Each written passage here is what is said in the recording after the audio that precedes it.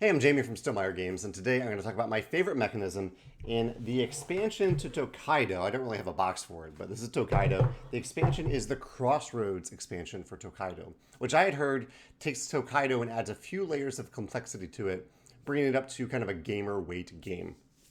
Tokaido is a one-way action selection game where you have a little meeple, and if you are the furthest behind meeple, then you move your meeple linearly along a path forward until you are ahead of all other meeples on a space, on an action, a benefit that you are interested in.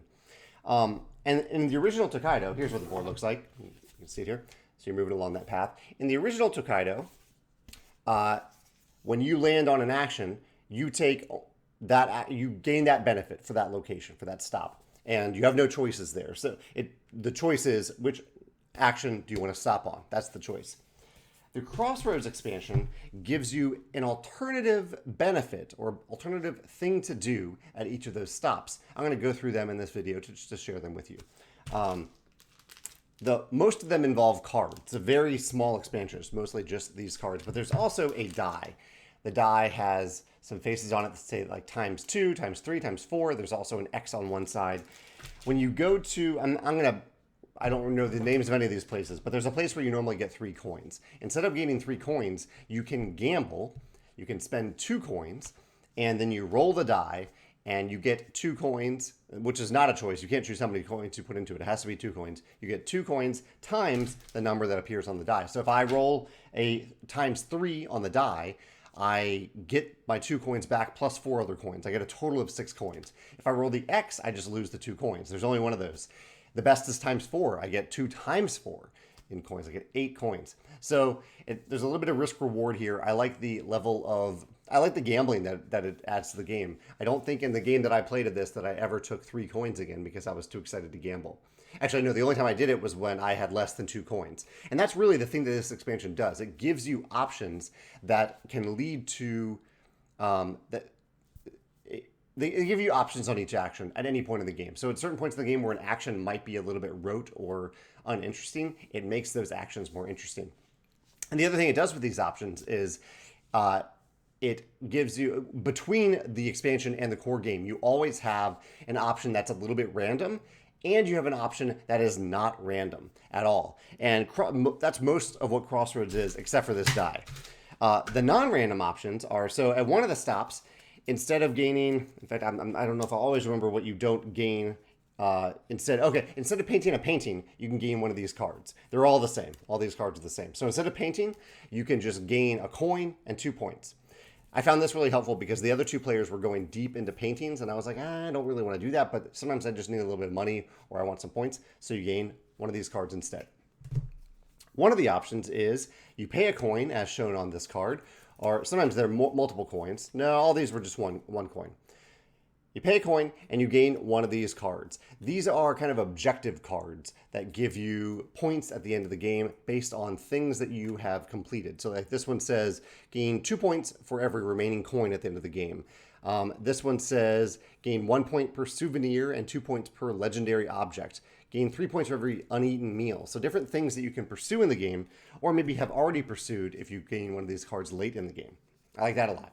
There's there's a bathhouse card now. So at certain places you can stop at hot springs along the path, and when you do, you draw a card, and you hope that that card has a lot of points on it. But it can either be, I think, 1, 2, or 3 points, probably just 2 or 3 points. But instead of doing that, you can add certainty and just pay a coin, which is oddly not indicated on this card, but pay a coin to gain 4 points. That's pretty cool, especially if you have a lot of coins. Rather than risking uncertainty of getting only 2 points, you can spend a coin and get 4 points. That's really neat. And then there are 2 sets of kind of special abilities. One has to do with souvenir collecting. It's the set of cards that are fairly similar in what they do, but a couple of them cost $1, a couple of them cost $2, a couple of them cost $3. The $1 ones just give you 1 point per souvenir card that you have. The $2 ones act as a wild souvenir that can extend your set up to 5 total objects. So you can end up getting a lot of points if you add this. It's worth 9 total points if you add it to a set of 4. And then what was the last one? The last one's just 8 straight points. So you can spend $3 to get 8 points. So that's a good one. Even within this set, they're saying, okay, if you haven't gone after souvenir collecting, here's a card that you can still get that's worth paying money for. And then last, they have some special abilities. So there's one stop that you can, which stop was this? I think this is the temple. If you don't want to pay money to the temple, you can pay $1 to gain one of these cards. Again, the dollar is oddly not noted on the card. Hopefully I'm remembering that correctly. But all of these give you a one-time benefit to use whenever you want. For example, this one says, take your meal card for free when stopping at an inn. That was pretty cool. Play again while in the lead position. Give the temple the coins spent on acquiring any kind of purchasable card. I think a few of these could use some clarifications, but they were really neat to have and really need to wait till the right moment to use these powerful abilities. So all in all, I really liked this game.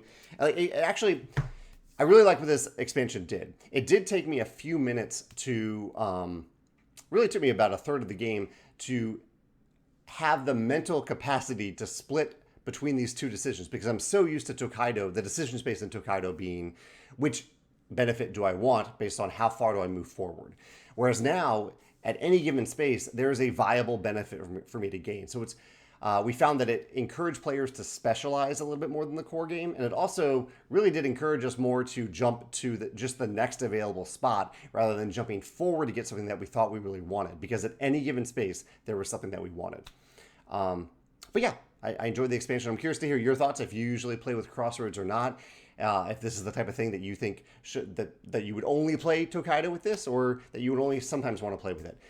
Because I think even if I'm playing Tokaido with new players, I don't think it would necessarily be a detriment to add this to that game. I may not explain it to them. I may say, okay, here, for a little while in this game, just focus on the core benefits, and then introduce these upper level things later in the game, probably when they start to need the choices. But yeah, I see it as that type of expansion that I could showcase it at any time during the game to any type of player. Those are my thoughts on Crossroads, a Tokaido expansion. Let me know your thoughts in the comments below. Thanks.